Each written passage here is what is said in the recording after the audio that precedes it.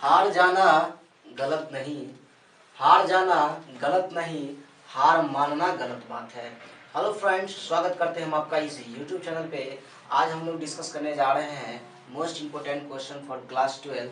और आप जानते हैं आपका 27 डेज बचा है और 27 दिन है और 27 सेट लेके आऊँगा और आपको मैं एकदम 90 पार पहुंचा दूंगा, है ना। तो बने रहिए हमारे साथ। आइए देखते हैं, बढ़ते हैं पहले क्वेश्चन की ओर। पहला क्वेश्चन कह रहा है O how fever is man's power is taking from, है ना।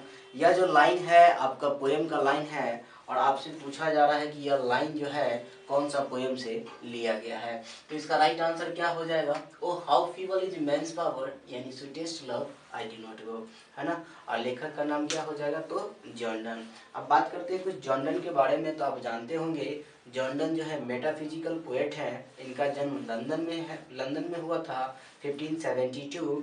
एंड ये जो थे ऑक्सफोर्ड यूनिवर्सिटी में पढ़ाई किए थे, लेकिन उनको वहाँ से निकाल दिया गया था। यह जो है फेमस किस चीज़ के लिए हो गए थे, तो सॉन्ग्स एंड सोनेट्स के लिए। और सोनेट्स कितना लाइन का पोएम होता है, 14 लाइन का पोएम होता है। बढ़ते हैं नेक्स्ट क्वेश्चन की ओर। How old is Walt Whitman in Song of Myself, है ना। अब वाल्ट व्हिटमैन जो है जब ये पोएम लिख रहे थे सॉन्ग ऑफ माई सेल्फ, तो कितने साल के थे, तो आप अच्छी तरीक़ा से जानते होंगे ये 37 ईयर्स के थे। अच्छा, बात करते हैं कि वाल्ट व्हिटमैन जो सॉन्ग ऑफ माई सेल्फ लिखे थे, तो इन्होंने कौन सा काम सब किया था, तो आप जानते होंगे कारपेंटर थे, टीचर थे, और सबसे बढ़िया काम क्या था, तो वॉलंटियर का काम किए थे सिविल वार में। अगर बात किया जाए 2021 का, तो 2021 में 8 सेक्शन में यह क्वेश्चन पूछा जा चुका है कि वाल्ट व्हिटमैन जो है वॉलंटियर का काम कौन सा वार में किए थे, तो सिविल वार में किए थे, याद रखिएगा। अच्छा, वाल्ट व्हिटमैन का जो ब्लड था वो किस चीज़ से फॉर्म्ड हुआ था, तो सॉइल एंड एयर से फॉर्म्ड हुआ था। चलिए बढ़ते हैं नेक्स्ट क्वेश्चन की ओर। And the active hands must be freeze lonely on the separate place taken from. अब ये जो लाइन है, ये लाइन कहाँ से लिया गया है, तो ये लाइन कहाँ से लिया गया है, तो मैंने ऑप्शन लिखा ही नहीं। ये इसका 3rd चैप्टर होगा, now the leaves are following fast, है ना।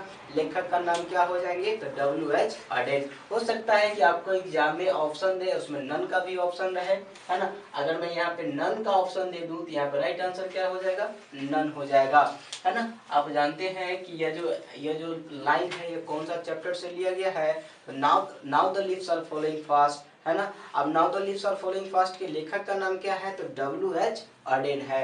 अच्छा, W.H. अडेन से सबसे बेस्ट पॉइंट आप याद रखिएगा कि इनको जो है पुलित्जर प्राइज के लिए 1948 में क्या मिला था, है ना, पुलित्जर प्राइज मिला था 1948 को द एज ऑफ एंजाइटी के लिए। अगला बढ़ते हैं। आप इससे एक बातें और भी याद रखते हैं, वेस्पेरिंग नेबर्स का मतलब क्या होता है, messenger of death. Nurses flowers का मतलब क्या होता है, तो सपोर्टिंग ट्री। ये दोनों बातें भी आप ध्यान में रखेंगे। बढ़ते हैं नेक्स्ट क्वेश्चन की ओर, है ना। कहते हैं द वॉचेस द लास्ट, है ना, O jeans hours by hours is taking from. अब यह जो लाइन है कौन सा पोएम का है ना। जैसा कि आपका क्वेश्चंस आप लोग प्रीवियस ईयर देखे होंगे तो आप देख पा रहे होंगे कि क्वेश्चंस जो है पोएम का लाइन से पूछ दिया जाता है और पूछा जाता है ये जो लाइन है ये कौन सा पोएम से लिया गया है। तो इसका राइट आंसर क्या हो जाएगा, टू ऑटम, यानी और टू ऑटम, है ना। अच्छा, और टू ऑटम के लेखक का नाम क्या है, तो जॉन किट्स है ना। और जॉन किट्स आपके बुक का पहला ऐसा राइटर है जिनको क्रिकेट एंड बॉक्सिंग में क्या है, इंटरेस्टेड है। अच्छा, जॉन किट्स जो है और क्या सब रचनाएं लिखे हैं, तो लामिया लिखे हैं और टू ए नाइटिंगेल भी लिखे हैं। तो लामिया से क्वेश्चन आ चुका है, आप जानते होंगे कि लामिया के लेखक कौन है, तो जॉन किट्स। प्रीवियस ईयर में क्वेश्चन आप देखे होंगे। अच्छा, जॉन किट्स को जो है कौन सा बीमारी हो गया था, तो ट्यूबरक्लोसिस हो गया था और 26 साल की एज में उनकी मौत हो गई थी। अच्छा, ट्यूबरक्लोसिस का मतलब क्या होता है, तो टीबी होता है।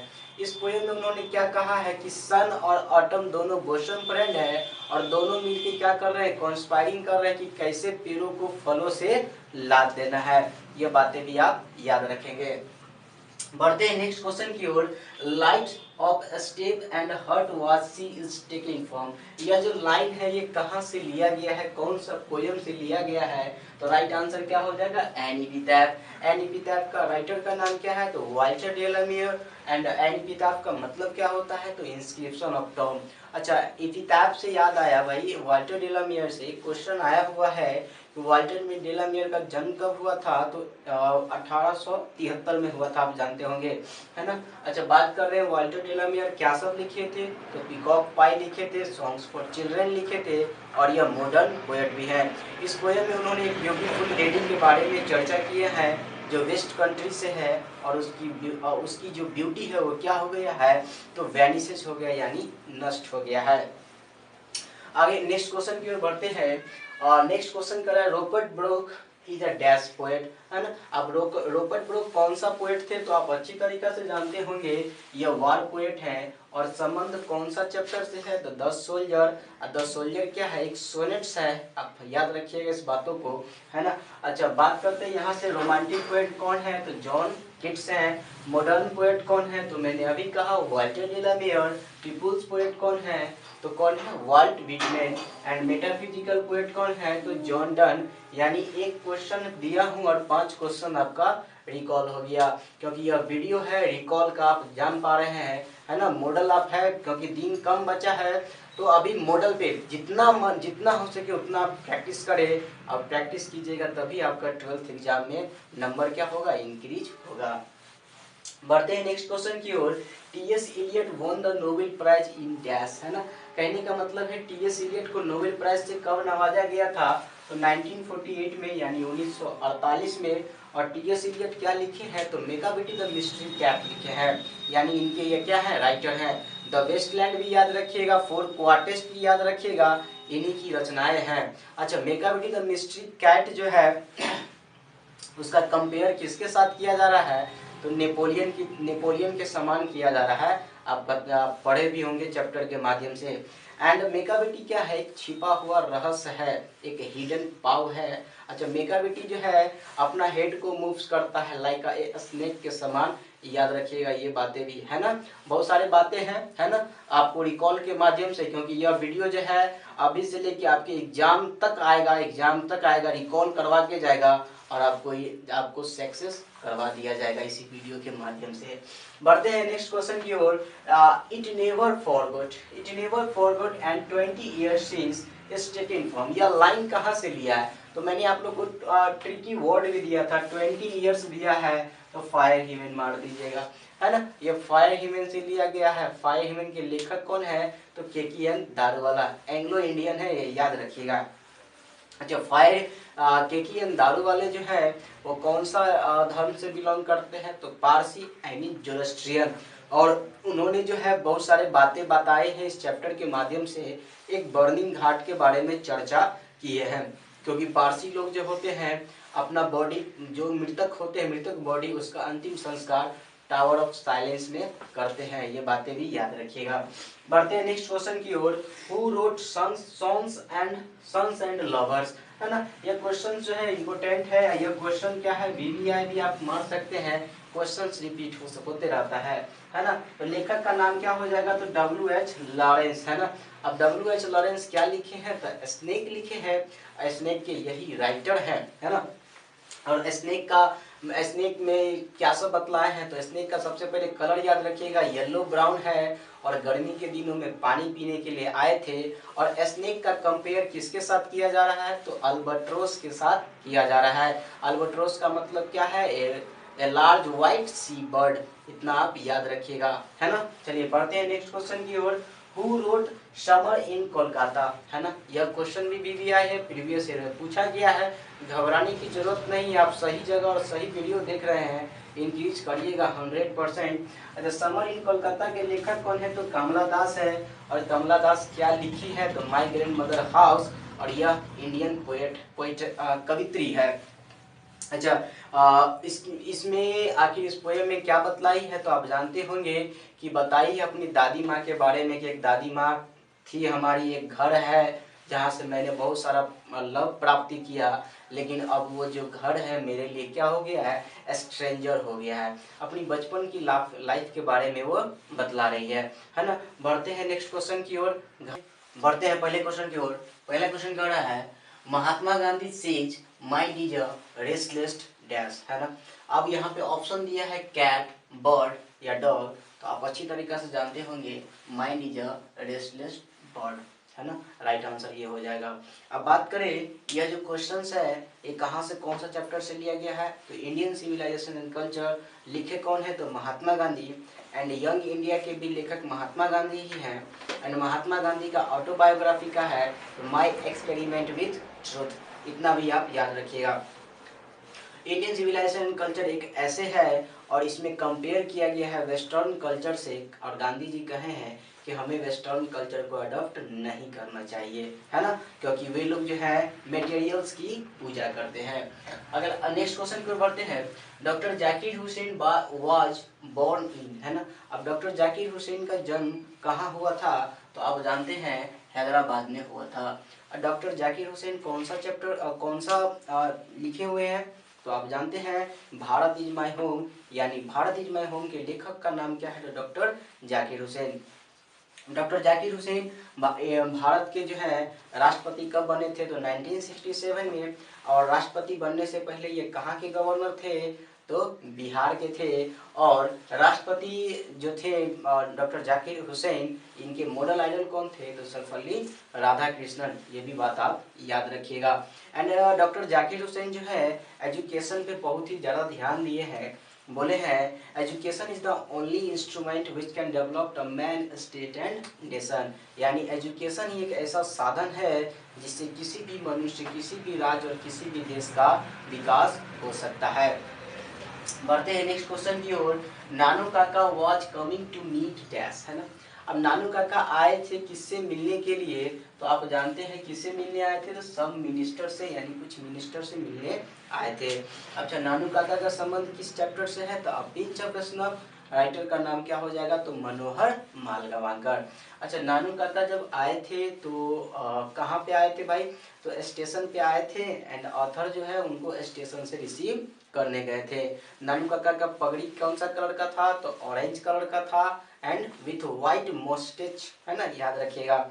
नानू काका जो है इस चैप्टर के माध्यम से कैसे मिले हैं, कैसे मिले हैं नानू काका सीएम मिनिस्टर से, उसके बारे में बतलाया गया है। आप जानते होंगे कि धोबी को उन्होंने धोबी से कपड़ा लिया एंड भाड़े पे स्प्लेंडिड कार यानी लग्जरीज कार का व्यवस्था किया, तब जाके वो मिलने पहुंचे थे मिनिस्टर से। और विजिटर बुक्स में वो क्या मेंशन किए थे, तो क्या बोलते हैं, निन्नोर महाराज के राज पुरोहित हैं, और उसका एड्रेस कहाँ का मेंशन कर दिए थे, तो दिल्ली का, याद रखिएगा। इनका जो है कुछ रचनाएं हैं, एबेंडिज गंगेज एंड बॉम्बे विवेयर, इतना भी आप याद रखते हैं तो ऑब्जेक्टिव क्वेश्चन आपका यहाँ से बन जाएगा और बन भी सकता है। बढ़ते हैं नेक्स्ट क्वेश्चन की ओर। Who wrote why we can't wait, है ना, who wrote why we can't wait, इनके लेखक का नाम क्या है ना। थोड़ा सा क्वेश्चंस जो है इंपोर्टेंट है, मिड से उठा लिया हूँ, तो इसके लेखक कौन है, तो मार्टिन लूथर किंग जूनियर।